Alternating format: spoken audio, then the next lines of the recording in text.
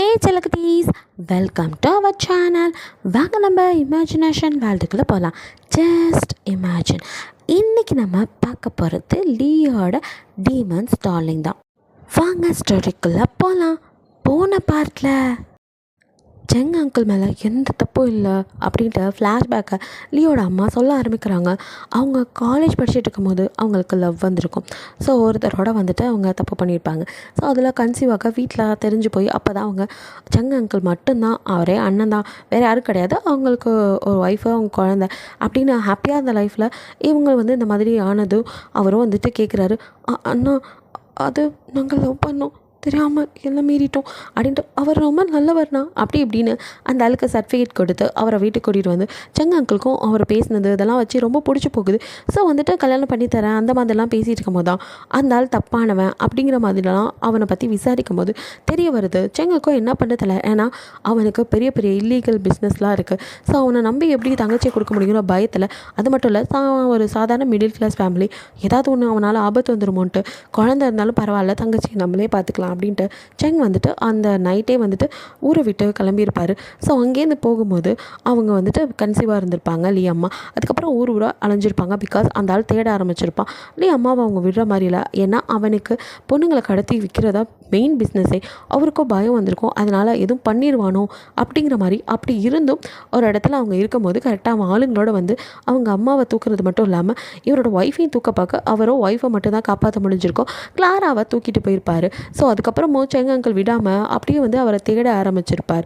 அந்த டைமில் வந்துட்டு தன்னோட ஒய்ஃபை கூட வந்துட்டு சரியாக பார்த்துக்க முடியாமல் விட்டுட்டு தான் இவர் தேட ஆரம்பிச்சிருப்பார். இதுக்கிடையில் வந்துட்டு லீயும் அவனோட பிரதர் 2 பேருமே பிறந்திருப்பாங்க. அந்த டைமில் கிளாரா வந்து சித்தப்பிரம பிடிச்ச மாதிரி, ஏன்னா அந்த ஆள் பண்ண டார்ச்சரில் அவங்க ஒரு மாதிரி ஆயிடுறாங்க. குழந்தை வயிற்றில் இருக்கும்போது அந்த ஆள் கொஞ்சம் ஒரு மாதிரி நடந்துக்க அதில் தான். ஸோ குழந்தைங்கள ஒரு வழியாக பெற்றுட்டு அவங்க அப்படியே சித்தப்பிரம பிடிச்ச மாதிரி ஆக, இதுக்கு மேலே இவளை வச்சு நோ யூஸ்னு சொல்லி அவங்கள கொண்டு போய் மனநல காப்பகத்தில் விட்டுருப்பார். அது மட்டும் இல்லை 2 பசங்களையும் அந்த ஆள் தான் வச்சுருப்பார். ஆனால் செங் அங்கிளுக்கு ஒரு பையன் இருக்கிறதா, அதாவது குழந்தை பிறந்திருக்கு 2ன்னுலாம் தெரியாதுல்ல. அதனால் அவர் கையில் கிடச்ச லீயை எப்படியாவது காப்பாற்றினா போதும் இவங்கிட்டன்னு அப்படின்னு கூட்டிகிட்டு வந்திருப்பார். ஸோ அவருக்கு தெரியாதது இன்னொரு பையன் இருக்கான்னு. இவனுக்கிட்ட வந்துட்டு லீயை வந்து தூக்கிட்டு போய் இவங்க வளர்க்குறது மட்டும் இல்லாமல் செங் அங்கிள் அதுக்கப்புறம் கடினமாக உழைச்சி பெரிய ஆளாக வந்திருப்பார். ஸோ அவங்க அப்பனும் இந்த சொத்துக்கெல்லாம் ஆசைப்பட்டு என்னையே முடக்கிட்டல. ஏன்னா செங் அங்கிள் வளர வளர இவனை எப்படிலாம் வந்துட்டு முடக்க முடியுமோ அத்தனை வகையிலையும் முடக்கியிருப்பார். பட் தங்கச்சி எங்கே இருக்கான்லாம் அவரால் கண்டுபிடிக்க முடிஞ்சிருக்காது. தங்கச்சிக்கு இன்னொரு பையன் இருக்காங்கிறதும் அவருக்கு தெரிஞ்சிருக்காது.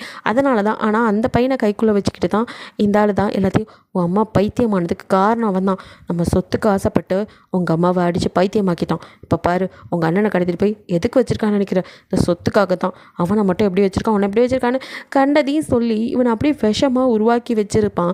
ஸோ அவன் சொன்னதெல்லாம் கேட்டுட்டு தான் இங்கே வந்து சண்டை போட்டுட்ருக்கான்.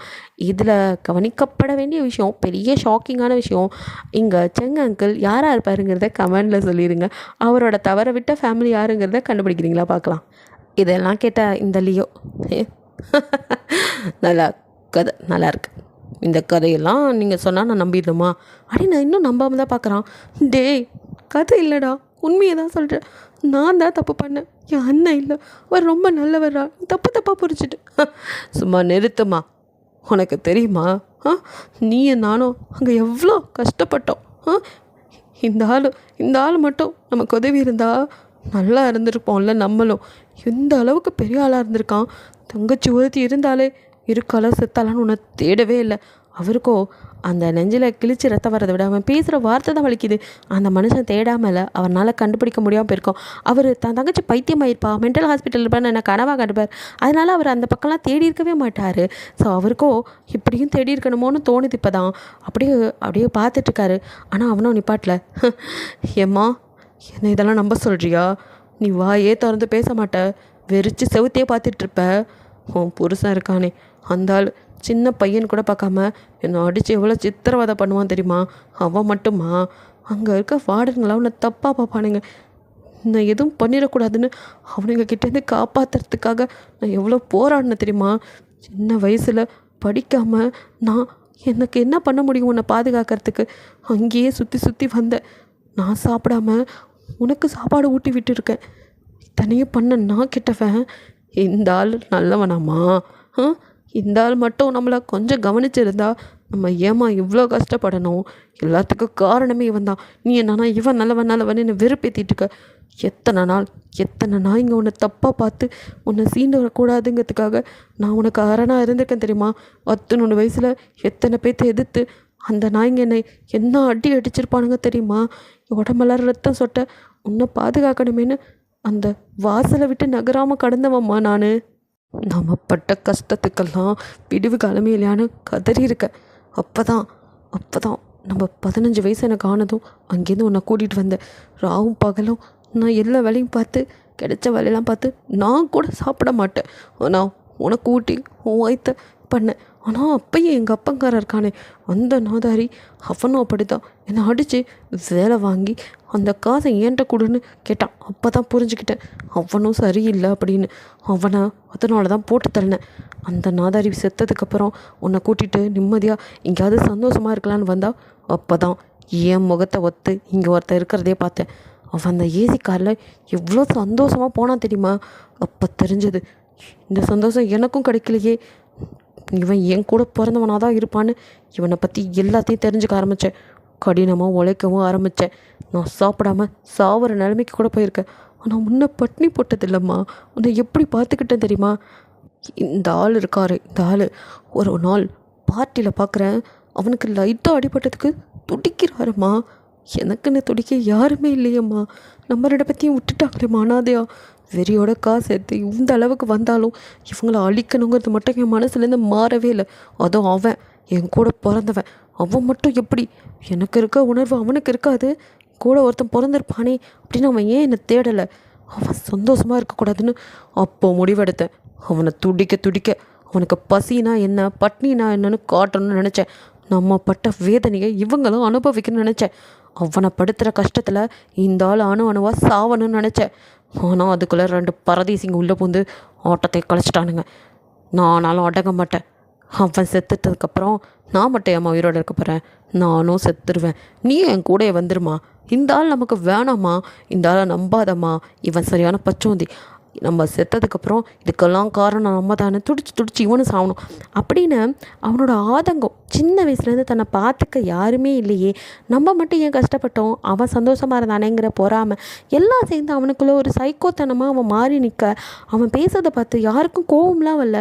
அவன் சின்ன வயசுலேருந்து பட்ட கஷ்டங்கள் வேதனைகள் அதெல்லாம் வர நம்மெல்லாம் என்னடா கஷ்டப்பட்டோம், இவன் அதுக்கு மேலே பட்டிருக்கானேன்னு பரிதாபம் தான் வருது அவனை பார்த்து.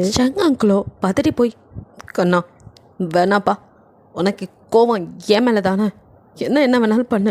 நான் தான் உன்னையும் அம்மாவையும் பார்க்காம விட்டுட்டேன். அதனால் என்ன எது வேணாலும் பண்ணுப்பா. அவன் வாழ வேண்டியவன்டா. அவ குழந்தைடா, என் பொண்ணு பாவண்டா, விட்டுடா அப்படின்னு சொல்லிட்டு அவரோ கதற. அங்கே லீக்கோ, என்ன உன் பொண்ணுண்டோன்னா துடிக்கிறியா நீ அப்படின்னு கேட்க, அப்படியே வந்துட்டு செங்காங்களோ, இல்லைடா அவங்க ஒன்றும் அறியாதவங்க, அவங்களுக்கு ஏன் என்ன எது வேணாலும் பண்ணு அப்படின்ட்டு இருக்கான். ஸோ வந்துட்டு இங்கே அவங்க அம்மாவோ கிளாரா கண்ணா அப்படின்னு கூப்பிட்றாங்க. அப்படியே அழுகியோட. அடுத்த நிமிஷம் இவ்வளோ நேரம் அவனுக்கு இருந்த கோவம் இதெல்லாம் போய் அம்மா அப்படியே அவனை கூப்பிட்டதுமே உறைஞ்சி, அம்மா கிளாராம்மா அப்படின்ட்டு அவங்கள போய் ஹக் பண்ணிக்கிறான். அவங்களும் அப்படியே அவனை பிடிச்சி அப்படியே நெத்தியில் அப்படியே கிஸ் பண்ணி, ஏ கண்ணா. ஏன்னா தாயுமானவனாக இருந்திருக்காம ஒரு அம்மாவுக்கு தன் பிள்ளை தன்னை பின்னாடி பார்த்துக்கிறான் அப்படிங்கிறதுக்காகலாம் வளர்க்குறது கிடையாது. ஆனால் இந்த குழந்த பிறந்ததுலேருந்து தன்னை பார்த்துக்கிட்டு பாதுகாப்பாக அரணாக இருந்திருக்கான் அப்படின்னு நினைக்கும் போது அவங்களுக்கு எப்படி இருக்கும்? அவங்களுக்கு சொல்ல வார்த்தையே இல்லை, ஸ்பீச்லெஸ்ன்னு தான் சொல்லணும். அவங்களால பேசவே முடியல. அப்படி இருக்க அவனை நினைக்கும் போது நிலாவை காட்டி சோறு ஊட்டுற தாய் அவங்களுக்கு இவன் நிலாவை காட்டி சோறு ஊட்டியிருக்கான் அப்படிங்கும் போதுலாம் அவனுங்களால் முடியல. எனக்கே முடியல, ஒரு மாதிரி ஃபீல் ஆகுது. ஸோ அந்த அளவுக்கு அந்த பையன் வந்துட்டு அவங்கள பார்த்துட்டு இருந்திருக்கான். அப்படியே வந்துட்டு அவன் வளர்ந்ததுனால என்னமோ இப்படி ஆகிட்டான் அப்படிங்கிறத அவங்களால புரிஞ்சுக்க முடியுது. இருந்தாலும் என் பையனுக்குள்ளே ஒரு நல்லவன் இருக்கான், அவனை தட்டி எழுப்புனா சரியாயிரும் அப்படின்னு அவங்களோ, கண்ணா நீ இயல்பாகவே ரொம்ப நல்லவன்டா, உன்னை இந்த சூழ்நிலை தான் மாற்றிருச்சு, உங்கள் அப்பனோட தப்பான போதனைகள், அவன் அந்த நாயால் நீ இப்படி மாறி நிற்கிற கண்ணா. இங்கே பாருப்பா, நான் சொன்னால் நீ கேட்பல்ல, அம்மா செல்லம்ல, இங்கே பாருடா கண்ணா, உனக்கு நான் எதுவுமே பண்ணல தான், ஆனால் நீ எனக்கு எல்லாமே பண்ணியிருக்கில்ல, இதையும் பண்ணடா கண்ணா. அந்த பிள்ளைங்க நல்லா இருக்கணும்டா, அவனையும் நான் தாண்டா பித்தேன், அவனை ஒரு பாவம் மரியாதை வேண்டாம். உனக்காவது அம்மா நான் கூட இருந்தேன், அவனுக்கு அதுவும் இல்லைல்ல. பாவண்டா கண்ணா ப்ளீஸ் அப்படின்னு சொல்லிட்டு அவங்களோ எவ்வளோ கெஞ்ச அவனும் அப்படியே மா கிளாராம்மா நீ கூட இவங்க கூட சேர்ந்துட்டல்லம்மா. பிறக்கிறதுக்கு முன்னாடி அப்போ வேணான்ட்டான், பிறந்ததுக்கப்புறம் இப்போ நீ அந்த வேணாங்கிறல்லம்மா. நான் யாருக்குமே வேண்டாத குப்பை ஆயிட்டான்ல. என்ன ஒருத்தரும் வளர்க்கணும்னு நினைக்கல, எனக்கு பாசம் காட்டணும்னு யாருமே நினைக்கல, நான் வேணும்னு யாருமே நினைக்கலல்லம்மா. எல்லாருக்கும் நான் இதாக போயிட்டேன் அப்படி இப்படின்னு அவன் ஆள ஒரு மாதிரி இருக்கு. சங்காக்குள்ள ஒரு பக்கம் கெஞ்சுறாரு, கிளாரா ஒரு பக்கம் கெஞ்சிட்டு இருக்காங்க. அவனும் வந்துட்டு அவன் பிடியில் மாறுற மாதிரி தெரில. இவ்வளோ நேரம் எல்லாத்தையும் பொறுமையாக பார்த்துட்டு இருந்த ஃபிலிக்ஸ்க்கு இதுக்கு மேலே பொறுமை இல்லைன்னு, டே உன்னை அவ்வளோதான் பார்த்துக்கோ, நானும் நீ ஏதோ பாதிக்கப்பட்டிருக்கேன்னு தான் இவ்வளோ நேரம் அமைதியாக இருந்தேன். அது மட்டும் இல்லை செங் சார் அவருக்காக மட்டும்தான் நான் பொறுமையாக பேசாமல் இருந்தேன். இதுக்கும் மேலே என்னால் பொறுமையாக இருக்க முடியாது. எங்கடா என் தங்கச்சி ஒழுங்காக சொல்லு, இல்லை உன்னை அவ்வளோதான் அப்படின்ட்டு அவன் கத்திட்டு இருக்க. இல்லைண்ணா என்னடா பண்ணுவேன், இல்லைன்னா என்ன பண்ணுவேன், பெரிய பிடுங்கி இவர் அப்படியே நட்டுருவார், எல்லா பிரச்சனையும் உன்னால தான்டா அப்படின்னு சொல்லிட்டு அப்படியே ஃபிலிக்ஸை அடிக்க பாய அடுத்த நிமிஷம் மூஞ்சில் ஓங்கி ஒரு குத்து விழுது. ஃபேக்லியும் அப்படியே வந்துட்டு பொத்துன்னு விழுறான். அங்கே நம்மால் என்ட்ரி பயங்கர மாசா அப்படியே வந்து அவனை முறைச்சிக்கிட்டு நிற்க அங்கே கீழே விழுந்த ஃபேக்லி கூட அப்படியே அவன் உதட்டில் ரத்தம் வராத தொடச்சிட்டு, அட பாரா வா பிரதர், சும்மா சொல்லக்கூடாது, நீ கில்லி தான், எப்பா எப்படா உடனே வந்துட்ட அப்படிங்கிற மாதிரி எழுந்து நிற்கிறீங்களோ லீக்கு பின்னாடி அப்படியே மெதுவாக வர அம்மோ அப்படின்னு ஓடி வந்த ஃபிலிக்ஸோ அவங்களை அப்படியே ஹக் பண்ணிவிட்டு, குட்டிமா எப்படா இருக்கு, உனக்கு ஒன்றும் இல்லையா, நல்லா இருக்குல்ல, உனக்கு எதுவும் ஆகலைல்ல அப்படின்னு ஃபுல்லாக ஆராய்ச்சி பார்வதா ஃபிலிக்ஸு. அப்படியே உங்கள் ஃபோரியரில் அன்னி கிஸ் பண்ணி அப்படியே உங்களே பார்க்க அண்ணா அப்படின்னு நீங்கள் ஹக் பண்ணிக்கிறீங்க. அப்படியே ஃபங்க்ஷன் வந்து, ஹே ரசகுல்லா உனக்கு ஒன்றும் ஆகலையே, உனக்கு ஆனால் நாங்களாம் பதறி போயிட்டோம், நல்லா இருக்கல்ல, அப்பா லீசர் கூட இருந்தால் பிரச்சனை இல்லை தான் அப்படிங்கிற மாதிரி அவனும் வந்து அவங்க கையை பிடிச்சிக்க இப்படியே எல்லாம் இருக்கா. சங்க அங்கிளுக்கும் இப்போ தான் நிம்மதியாக இருக்குது. அடுத்த நிமிஷம் இவனுங்க 2 பேரும் அப்படியே எலியும் பூனையுமா அடிச்சுக்க ஆரம்பிக்கிறானுங்க. சும்மா நம்ம லியோ அப்படியே ஃபேக் லியை போட்டு பொழந்து கட்டுறான். சும்மா விடுன்னு விடுறான். இவங்க 3 பேர் சேர்ந்து டேய் விடுறான் அவனன்னு ஃபெலிக்ஸை வந்தது ஒரு பக்கம், இந்த பக்கம் பங்க்ஷனு நடுவில் சங்க அங்கிள்னு பிடிச்சி லியை தடுத்தாலும் லியோ விடாமல் அவனை பாஞ்சு வச்சு செய்கிறான். அந்த லியால் இந்த லீக்கிட்ட தாக்கு பிடிக்கவே முடியல. அவனா அடிக்கலையோ இல்லை இவன் அடிக்க விடலையோ தெரில, அந்த அளவுக்கு சும்மா நம்ம லீ வந்தவன் தான் போட்டு வெளுத்து வாங்குறான். பிகாஸ் எல்லாம் பேபியை என் கண்ணு முன்னாடி கொடுமைப்படுத்தினதுக்கு என்ன அடிச்சிருந்தா கூட நான் வருத்தப்பட்டிருக்க மாட்டேன்டா. அவ்வளோ எப்படா நீ இப்படிலாம் பண்ணலான்னு தான் சும்மா போட்டு சாத்துன்னு சாத்துறான். எங்கே இப்படியே நடந்தா ஒரு வகையில் 2 பேத்துல எவனோ ஒருத்தர் செத்துருவானுங்கிற பயம் செங்கங்களுக்கு வருது. இத்தனை வருஷம் தான் குடும்பத்தை கூட ஒதுக்கிட்டு அவனுங்களை வளர்த்தாரு தங்கச்சி பசங்கங்கிற பாசத்துக்காக. ஆனால் இவனுங்க எப்படி அடிச்சுக்கிட்டு இருக்கானுங்க, டேய் நிறுத்துடா, அவன் உன் கூட பிறந்தவன்டா, அவனை இப்படி பண்ணாதடா அப்படின்னு சொல்லிட்டு அவர் கத்தி அப்படியே வந்து கிளாராவோ, டேய் அவன் உன் தம்பிடா, நான் அவன் அம்மாடா, கண்ணா அடிக்காதடா அப்படின்னு அவங்க ஒரு பக்கம் கதற. ஸோ கேட்ட புது வாய்ஸில் ஏதோ அவனுக்கு தோண டக்குன்னு அடிக்காத நிறுத்திட்டு அப்படியே பார்க்குறான்.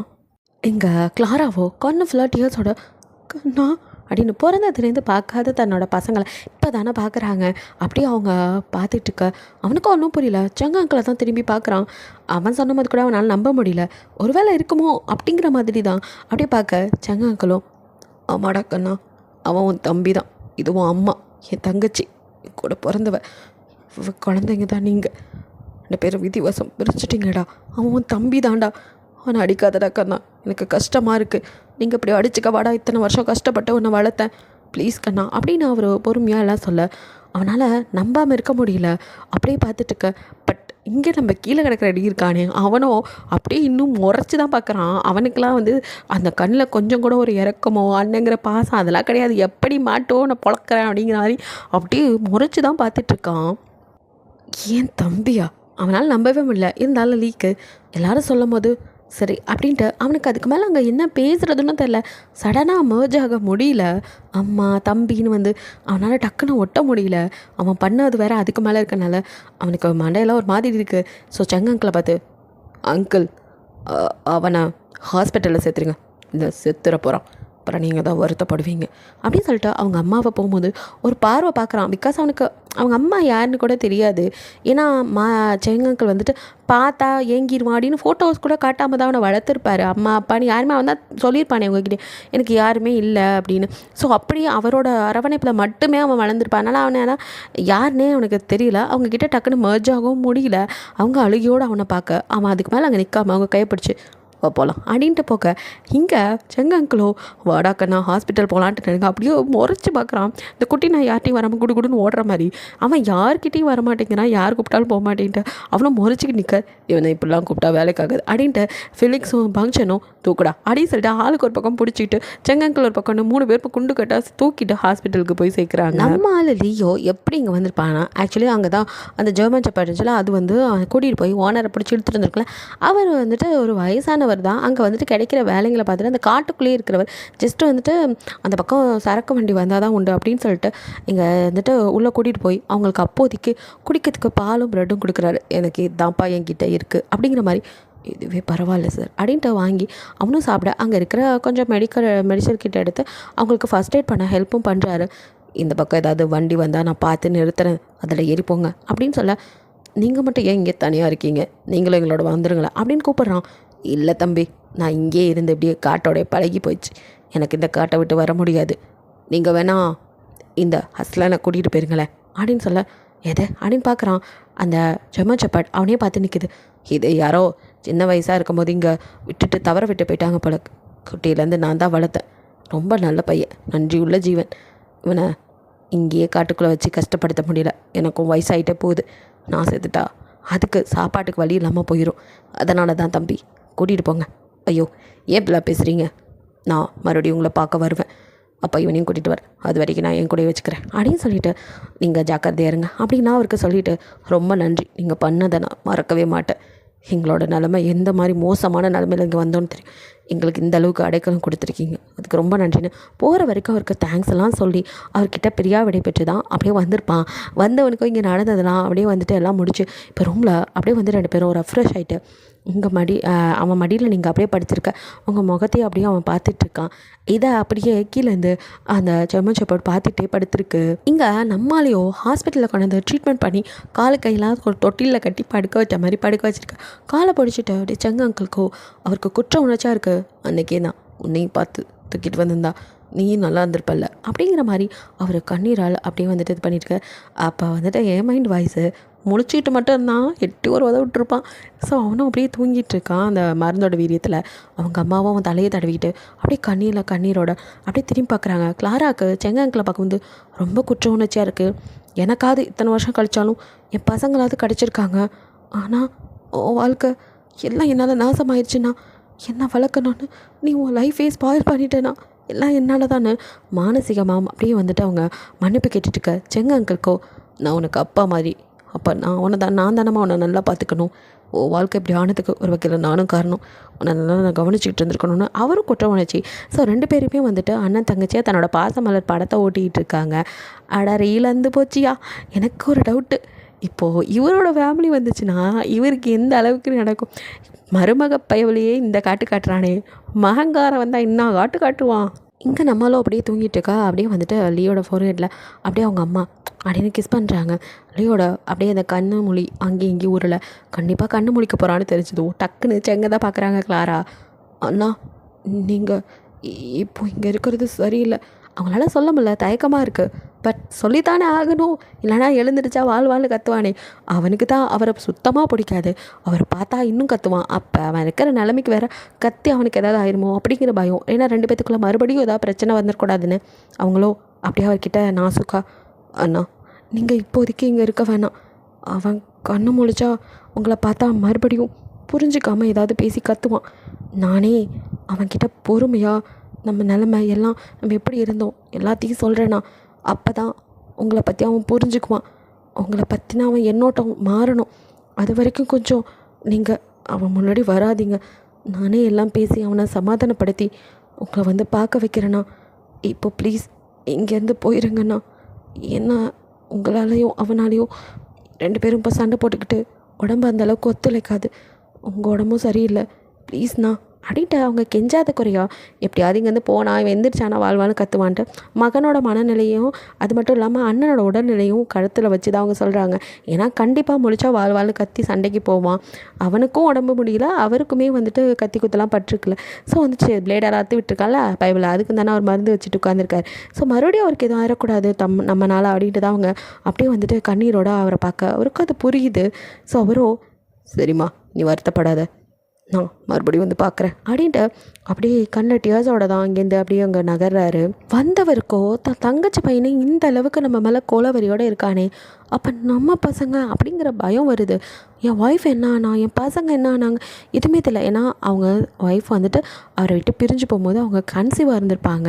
ஸோ செகண்ட் டைம் அவங்க கன்சீவாக இருக்கும் போதே வந்துட்டு அவங்க பிரிஞ்சு போயிருப்பாங்க. அது அவருக்கு அப்போ தெரிஞ்சிருக்காது, ஒரு பையனோட போகிறதா தான் நினச்சிருப்பாரு. ஆனால் அதுக்கப்புறம் தான் அவருக்கு தெரிஞ்சிருக்கும். அவங்க வந்து அவர்கிட்ட சொல்லலான் இருந்திருப்பாங்க. அதுக்குள்ளே அவர் தங்கச்சியை பார்க்கணும் அப்படிங்கிறதுல பொண்டாட்டி விட்டுருப்பார். அவங்களும் அவங்கள டிஸ்டர்ப் பண்ண வேணான்னு அவங்களும் ரொம்ப நல்லவங்க, அதனால் பிரிஞ்சு போயிருப்பாங்க. ஸோ இப்போ 2 குழந்தைன்னா அந்த 2 குழந்தைங்களை வச்சுட்டு என் பொண்டாட்டி என்ன வேதனைப்பட்டிருப்பா, என் பொண்டாட்டி என்ன ஆனா, என் குழந்தைங்களுக்கு என்ன ஆச்சு அப்படின்ட்டு நாளை பின்ன அவன் வந்து என் பையன் சட்டையை பிடிச்சி என்ன கேள்வி கேட்க போகிறான் அப்படின்னு ஒரு அப்பாவா, ஒரு புருஷனா, ஒரு அண்ணனா, யாராவும் நான் சரியாக இல்லை, ஒரு தாய் மாமனாவும் சரியாக இல்லை, யாரையுமே நான் சரியாக வழி நடத்தலை, யாரையும் சரியாக பார்த்துக்கலன்னு தன்னைத்தானே அப்படியே வந்துட்டு நொந்துக்கிட்டு குற்ற உணர்ச்சியில் அவர் வீட்டுக்குள்ளேயே அப்படியே முடங்கி போகிறாரு. யார்கிட்டையும் பேசாமல் அப்படியே அமைதியாகிடுறாரு. அவருக்கே ஒரு மாதிரி இருக்குது. ஸோ இங்கே மேலே லியோ வந்துட்டு அவன்கிட்ட இங்கே ஃபிலிக்ஸ் ஃபங்க்ஷன் கிட்ட என்ன நடந்தது, இங்கே நான் இல்லாத போது என்னெல்லாம் நடந்தது அப்படின்னும் எப்படி கண்டுபிடிச்சாங்கன்னு இவங்கக்கிட்ட கேட்க இவங்களும் நடந்தது சொல்ல. அதே மாதிரி இங்கே லீ வந்து எப்படி அங்கே எப்படி இருந்தான் என்ன அப்படிங்கிறத ஒரு மேலோட்டமாக ஃபுல்லாக கொண்டு போகாமல், ஏன்னா அப்புறம் உங்களுக்கு நடந்ததெல்லாம் நினச்சி வருத்தப்படுவான் ஃபிலிக்ஸ் அப்படின்ட்டு அப்படி சொல்ல. இப்படி 2 பேரும் பரிமாறிக்கிறதுல இங்கே வந்துட்டு இந்த லீயை பற்றி கொஞ்சம் நம்ம லீக்கு தெரிய வருது. ஸோ அப்போ இவ்வளோ நாள் எனக்கு மாமா கூட இருந்திருக்காரு, அவர் கூட இருக்கும் போதே நான் தனிமையை ரொம்ப ஃபீல் பண்ணியிருக்கேன். லோன்லியாக எப்போவுமே என்னால் ஒரு சந்தோஷமாக இருக்க முடியாது. அப்பா அம்மா இல்லையேன்னு வருத்தத்தோடு தான் இருந்துகிட்ருப்பேன். அப்போ அதே மாதிரி தானே அவனுக்கு இருந்திருக்கும். சொல்லப்போனால் அதை விட அதிகமான வலி அவனுக்கு இருந்திருக்குன்னு இவனால் புரிஞ்சுக்க முடியுது. ஏன்னா இவர் வளர்த்து, அதுவும் இல்லாமல் இவன் வளரும் போதே வந்துட்டு நல்லா செழிப்பாக தான் வளர்ந்துருப்பான். நல்லா பெரிய பிஸ்னஸ் மேனாக இருந்திருப்பார், நல்லா வந்துட்டு வளர்த்துருப்பார். அப்படி இருக்கும் போதே இவன் பிஸ்னஸ் எடுத்து நடக்கும்போது இவனுக்கும் பல சரிவுகள் நடந்திருக்கும். அதுலேருந்துலாம் வந்து தான் நின்றுப்பான். இருந்தாலும் தனி ஒரு சிங்கமாக நான் எதுக்கும் அஞ்ச மாட்டேன் அப்படின்னு நினைக்கிற ஆள் தான் நம்ம லீ. அவனுக்குமே வந்துட்டு எப்போயாவது மனசுக்குள்ளே ரொம்ப ஃபீலிங்ஸ் வரும்போதெல்லாம் தாய்மடியை தேடி இருப்பான். அம்மா இல்லையேங்கிற ஃபீலிங்ஸை அவனும் அனுபவிச்சிருப்பான். அதனால தான் அவனுக்கு லூனான்னு ஒருத்தி பொய்யா பாசம் காட்டும், கொஞ்ச நாள் கூட இருக்கட்டும் அப்படிங்கிற மாதிரி அவளை சேர்த்துக்கிட்டு இருந்தது. அதுக்கப்புறம் தான் உண்மையான பாசம் எதுன்னு உங்களை அவன் வந்து நேசிக்க ஆரம்பிச்சது. ஸோ அவனுக்கிட்டேயும் அம்மாங்கிற ஒரு வீக்னஸ் இருந்திருக்கும். அப்போ எதுவுமே இல்லாமல் பைத்தியத்துங்களுக்கு நடுவில் மனநிலை பாதிக்கப்பட்ட இடத்துல அம்மாவோட இருந்திருப்பான். அப்போ அந்த பைத்தியத்துங்களோடலாம் அவன் இருக்கும்போது அவனோட மனநிலை எந்த அளவுக்கு இருந்திருக்கும், அவன் ஏன் இப்படி சேடிஸ்டாக ஆனா, ஏன் இப்படி வந்து ஒரு சைக்கோத்தனமாக நடந்துக்கிட்டான்னு இவனால் புரிஞ்சுக்க முடியுது. அவன் மனநிலை ரொம்பவுமே வந்து கஷ்டப்பட்டு பாதிக்கப்பட்டிருக்கான். எதுவுமே இல்லாமல் அப்பாங்கிற ஒருத்தரோட நிழல் இல்லாமல் அம்மாங்கிறவங்க இருந்தும் இல்லாத மாதிரி. ஸோ அந்த வயசில் அவன் பட்ட கஷ்டம் துயரம் எல்லாத்தையும் புரிஞ்சிக்க முடியுது நம்ம லியால். ஆனால் அவனால் ஒன்றை மட்டும் ஏற்றுக்கவே முடியல. எதை வேணாலும் சகிச்சுக்குவேன், ஆனால் அவன் என் பேபிக்கு பண்ணது அதை மட்டும் என்னால் ஏற்றுக்கவே முடியல. அவன் என்னை அடைச்சி வச்சு குடும்பப்படுத்தியிருந்தா கூட ஏதோ கோவத்தில் பண்ணுறான்னு மன்னிச்சிருப்பேன். ஆனால் எந்த பாவமும் பண்ணாத பேபி அவளை எதுக்கு என் கண்ணு முன்னாடி அத்தனை சித்திரவாதை, அதில் அந்த ராக்கி நாய் அவகிட்ட தப்பாக நடந்துக்க முயற்சி பண்ணதெல்லாம் என்னால் ஏற்றுக்க முடியாது. இந்த ஒரு விஷயத்துக்காக அவனை என்னால் மன்னிக்கவே முடியாது. லீக்கும் நல்லாவே புரியுது இது வந்து அந்த லீ சொல்லி அந்த ராகேஷ் கிட்ட வர கிடையாது. அவன் இல்லாத சமயத்தை பயன்படுத்தி தான் அவன் வந்து கிட்ட வந்து பண்ண. அந்த அளவுக்கு கீழ்த்தரமானவன் இல்லைத்த தம்பி அப்படிங்கிறது ஒரு உணர்வு சொல்லுது. அதெல்லாம் ஓகே தான். ஆனால் அவனால் ஏற்றுக்கவே முடியாதது மற்ற கஷ்டம்லாம். ஏன்னா உங்களை கடத்தினதே அவனால் ஏற்றுக்க முடியல. ஏன்னா எதுலேயுமே வந்து சம்மந்தமே இல்லாத ஒரு பர்சன் நீங்கள் அவங்கள எதுக்கு கடத்தணும்? குழந்தைத்தனமா சின்ன பொண்ணு அவளை போய் கடத்தி அவளை எவ்வளோ கஷ்டப்படுத்தியிருப்பான். காலில் சங்கிலி மாட்டி அப்புறம் சாப்பாடு கொடுக்காமன்னு உங்களுக்கு படுத்தின கஷ்டத்தெல்லாம் யோசிக்கும் போது அவனை மன்னிக்க முடியல. எது மண்டை மறைஞ்சால் மட்டும்தான்டா அவனை பற்றின இந்த நினப்பு மாறும். அது வரைக்கும் என்னால் அவனை மன்னிக்கவே முடியாது. எனக்கு எந்த கொடுமை வேணாலும் நடந்திருக்கலாம், அதெல்லாம் நான் ஈஸியாக மறந்துட்டு போயிட்டே இருந்திருப்பேன். ஆனால் என் பேபிக்கு நடந்தது எதையும் என்னால் நான் சாகுற வரைக்கும் மறக்கவே முடியாது அப்படிங்கிறதான் மைண்டுக்குள்ளே ஓடிட்டே இருக்க. போகிற போக்கில் என்னென்ன மாறுதுன்னு பார்ப்போம். வந்ததுலேருந்து அவங்களுக்கு எல்லாமே அவன் தான் பார்த்து பார்த்து பண்ணுறான். அங்கே வந்துட்டு பங்க்ஷனும் சாப்பிடாமல் இருப்பீங்க சார், ரொம்ப டயர்டாக இருக்கும், நான் ஏதாவது சிம்பிளாக கொண்டு வரேன் அப்படின்னு சொல்லி ரொம்ப கட்டாயப்படுத்தி பங்க்ஷனே வந்துட்டு சிம்பிளாக சமைச்சு கொண்டு வந்து அங்கே கொடுக்க எல்லோரும் வந்து சாப்பிட்றாங்க. அது மட்டும் இல்லாமல் ஃபிலிக்ஸும் வந்துட்டு சாராவையும் வர வைக்கிறான். கொஞ்சம் பேசிக்கிட்டு இருந்தால் நல்லாயிருக்கும்னு. சாரா கலகலப்பாக பேசக்கூடிய அவளோட பேசினா அவங்க மைண்ட் செட் மாறும்னு. ஏன்னா வந்ததுலேருந்து நீங்கள் இன்னும் பேசவே இல்லை, அப்படியே வந்து லீவ் மடியில் படுத்துட்டு இருந்திருப்பீங்க. அதுக்கப்புறம் அவனே தான் உங்களுக்கு சாப்பாடும் ஊட்டி விட்டு இருந்திருப்பான். உங்களை ரெஃப்ரெஷ் ஆகக்கூட அவன் தான் வெது வெதுப்பாக தண்ணி வச்சு உங்களை வந்து குளிக்க வைக்க. இதெல்லாம் வந்து ஃபிலிக்ஸும் சாராவும் கூட நாங்கள் பண்ணுறோமே, நாங்கள் பார்த்துக்குறோம் அப்படிலாம் சொல்லும் போது, இல்லை வேணாம், என் பொண்டாட்டிக்கு எல்லாத்தையும் நானே பண்ணுறேன் அப்படின்னு அவனே தான் ஒவ்வொரு விஷயத்தையும் பார்த்து பார்த்து பண்ணியிருப்பான். அவங்கள அழகாக அப்படியே குளிக்க வச்சு உங்களுக்கு டவலை ரேப் பண்ணி அப்படியே உங்களை கூட்டிகிட்டு வர ரூமுக்கு. அந்த டவல் ஏதோ உங்களுக்கு செஸ்ட்லேருந்து கீழே வந்து உங்களோட தைஸ் வரையும் தான் இருக்குது. அப்படியே வந்துட்டு மற்ற டவல் வச்சு அவனுக்கு ஒத்தி எடுத்து தலையெல்லாம் தோட்டி விட்டு இந்த மாதிரிலாம் பண்ணுறான். நீங்கள் அவனை அப்படியே பேன்னு பார்த்துட்ருக்கீங்க. பிகாஸ் லைட்டாக இடுப்பு தெரிஞ்சாலோ இல்லை அந்த மச்சத்தை பார்த்தாலோ மூடாவது அப்படின்னு சொல்லி உங்களை இழுத்து பிடிச்சி கசக்கி கிஸ் பண்ணி முரட்டுத்தனமாக நடந்துக்கிட்டு ஒரு பொண்ணுங்கிறவ சதை மட்டும்தாங்கிற மாதிரி அவங்கள வந்து அந்தளவுக்கு படுத்தி எடுத்திருப்பான். அப்போல்லாம் இரிட்டேட் ஆகிருக்கும். என்ன தான் பிடிச்சி சில சமயம் கிஸ் பண்ணியிருந்தாலும் அவனாக வற்புறுத்தி சில சமயம் எடுத்துக்கும் போது ஒரு மாதிரி இருந்திருக்கும். அவனை பார்க்கும் போதெல்லாம் நம்மளை இதுக்காக தான் இது பண்ணுறான் அப்படிங்கிற ஒரு உணர்வும் உங்களுக்கு வர அளவுக்கு நடந்துக்கிட்டு இருந்த பையன் திடீர்னு எல்லாமே மாறி நீங்கள் இப்படி அரையும் குறையமாக நிற்கும் போது கூட உங்களை தப்பாக ஒரு பார்வை பார்க்கல. அவன் கண்ணில் லெஸ்ட்டெலாம் சுத்தமாக இல்லை. அங்கே இருக்கிறதோ லவ் மட்டும்தான். அந்த அக்கறை பாசம் அதெல்லாம் உங்களுக்கு என்னமோ பண்ண அவனையே அப்படியே பேன்னு பார்த்துட்ருக்கீங்க. அவனும் உங்களுக்கு அப்படியே தொடச்சிட்டு இந்த ட்ரெஸ் போட்டுக்கோ அப்படின்ட்டு அப்படியே உங்களே பார்க்க நீங்கள் தான் இன்னும் அப்படியே நின்றுட்டுக்க என்னாச்சு அப்படின்னு ஏதாவது ஹெல்ப் தேவைப்படும். நீங்களே ரொம்ப டயர்டாக இருக்கீங்க. ஸோ அதனால் அங்கேயே நிற்க உங்களுக்கோ இவ்வளோ நேரம் பண்ணதெல்லாம் சரி தான், ஆனால் ட்ரெஸ்ஸை கொடுத்துட்டு அதை போட்டுக்கோன்னு இவர் வெளியே போகாமல் இங்கே நின்னா குறுகுறுன்னு பார்த்துட்டு இருந்தால் நான் எப்படி ட்ரெஸ் சேஞ்ச் பண்ணுறதான்னு உங்கள் மூளை தான் இப்படியெல்லாம் யோசிக்குது. பட் அவனுக்கும் அந்த மாதிரி எந்த எண்ணமும் இல்லை. உங்களை குளிக்க வைக்கும் போது ஃபுல்லாக பார்க்காதவனா இப்போ ட்ரெஸ் சேஞ்ச் பண்ணும்போது உங்களை பார்க்க போகிறான். உங்களுக்கோ ஒரு மாதிரி இருக்க உங்களோட உணர்வுகளாக இப்போ தான் தட்டி எழுப்பப்படுது. இவ்வளோ நேரம் ஏதோ எங்கேருந்தோ தப்பிச்சு வந்து அந்த பதட்டத்துலேயே அப்படியே இருந்திருப்பீங்க. ஸோ அப்போல்லாம் தெரியாதது இப்போ தான் உங்களுக்கே கொஞ்சம் கொஞ்சம் ஒரு மாதிரி குறுகுறுப்பாக இருக்குது. அவர் முன்னாடி பண்ணி நிற்கிறது உங்களுக்கு ஒரு மாதிரி இருக்குது. ஸோ நீங்களும் அப்படியே நினைஞ்சிக்கிட்டே ட்ரெஸ்ஸை எப்படா சேஞ்ச் பண்ணுறதுன்னு திருன்னு முழிச்சிட்ருக்க. நீங்கள் வாய் திறந்து சொல்லாதது கூட நம்ம லியோ புரிஞ்சுக்கிட்டு அப்படியே ஒரு மாதிரி லைட்டாக ஸ்மைல் மட்டும் பண்ணிட்டு, ஓகே புஜ்ஜி இந்த ட்ரெஸ் போட்டுக்கோ, கம்ஃபர்டபுளாக இல்லாட்டி வேறு வேணாலும் எடுத்துக்கோ, ஏதாவது ஹெல்ப் தேவைப்பட்டா கூப்பிடு, நான் வெளியில் இருக்கேன் அப்படின்னு சொல்லி கன்னத்தில் தட்டிட்டு அவனும் வெளியில் போயிடுறான். இங்கே உங்களுக்கு தான் ஒரு குறுகுறுப்பு. இந்த மனுஷன் இத்தனை நாள் இப்படி இல்லையே, இப்போ ரொம்ப ரொம்ப அவனை பிடிச்சி போகுது. அசுர வேகத்தில் அவன் மேலே காதல் உங்களுக்கு அப்படி வருது. ஸோ இப்படியே நாட்கள் நகருது. எல்லோரும் ஸ்மூத்தாக தான் அப்படியே வந்துட்டு பெருசாக ஒன்றும் யாரும் யாரை பற்றியும் இது பண்ணிக்காமல் தான் போயிட்டுருக்கு லைஃபு. இப்போ ஃபிலிக்ஸோ வந்துட்டு தான் பொண்டாட்டியை எப்பவும் போல தான். அவனுக்கோ பல ஆசைகள் உள்ளே இருக்குது. அவளும் என்னைக்காவது எந்திரிச்சு சமைப்பா, நமக்காக எல்லாம் செய்வா அப்படின்னு ஒரு சராசரி கணவனாக அவனும் பல வகை இதெல்லாம் பண்ண. பட் அதுக்கெல்லாம் வாய்ப்பில்லை ராஜான்னு. நம்மளால் சாராவோ இன்னும் வந்துட்டு கார்ட்டூன் பார்த்துட்டு சுட்டி டிவி பார்த்துட்டு தெரியுற அஞ்சலி பாப்பாவாக தான் இருக்கா. அவளுக்கோ சமையல் சுட்டு போட்டாலும் வராது, பொறுப்புங்கிறது பருப்பளவு கூட அவளுக்கு வராது. அந்த அளவுக்கு தான் அவளோ எனக்கு இது தான்ப்பா வரும், வர்ற என்ன இதை வச்சு சமாளிச்சுக்கோங்கிற மாதிரி அவள் வீட்டிலே வளம் வந்துட்டுருக்கா. அது பத்தாதுக்கு தன்னோட வேலையும் சேர்த்து ஃபிலிக்ஸ் தலையில் கட்டுறதும், ஃபிலிக்ஸும் அதெல்லாம் தெரிஞ்சுமே சரி என்ன பண்ணி தொலைகிறது, என்னைக்காவது ஒரு நாள் நம்ம பொண்டாட்டிக்கும் பொறுப்பு வரும் அப்படின்னு அவனும் மடத்தனமாக நம்பிக்கிட்டு இருக்கா. பருப்பு கூட அங்கே வராது. இங்கே உங்களையோ கண்ணும் கருத்தமாக நம்ம ஃபிலிக்ஸ் லீ பார்த்துக்க ஆரம்பிக்கிறான். இங்கே அவங்க சங்கங்களுக்கு தான் குற்ற உணர்வாக இருக்குது. எல்லாருக்கும் ஓகே என் பொண்டாட்டி என் பிள்ளைங்கள தேடணும் அப்படிங்கிற உணர்வு அவருக்கு வருது. அவரும் தேடணும்னு நினைக்கிறாரு. பிகாஸ் அவருக்கும் அவர் பொண்டாட்டி பிள்ளைங்கள பார்க்கணுங்கிற உணர்வு இப்போ தான் வந்துருக்கு. தேடாமல் இல்லை, பட் கிடச்சிருக்க மாட்டாங்க. அதுக்கப்புறம் அவரும் லியா வளர்க்குறதுலே மும்பரமாக இருந்து விட்டுருப்பார். இப்போ தான் அவருக்கு அந்த குற்ற உணர்வு வந்து அவங்க ஃபேமிலியை தேடணும் அப்படிங்கிற மாதிரி நினச்சிட்டு இருக்காங்க. ஸோ எல்லாரோட லைஃப்பும் ஒரு வழியாக ஸ்மூத்தாக போயிட்டுருக்க. இங்கே சாரா காலேஜ் வரா. அவள் காலில் ஒருத்தன் பொத்துன்னு வந்து விழுகிறான்.